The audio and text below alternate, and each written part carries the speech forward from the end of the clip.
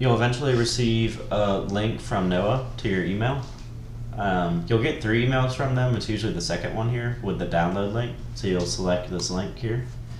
It will download the file. Go back to your downloads. Grab that folder.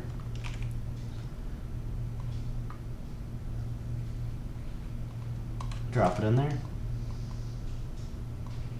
Go in, extract. Delete this zip.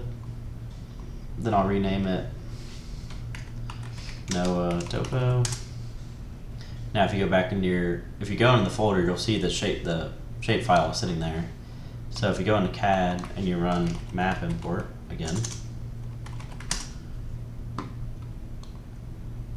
select the file extension SHX.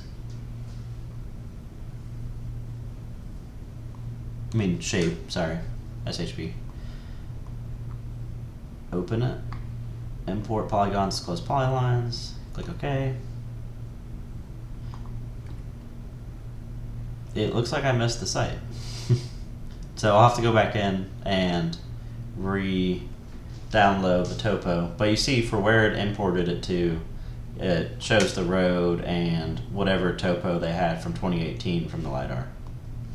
So you just would want to convert it, trim out what you don't need. You see it grab that body of water there nicely with that contour line there. But I'm going to go back in and grab it and re-import it.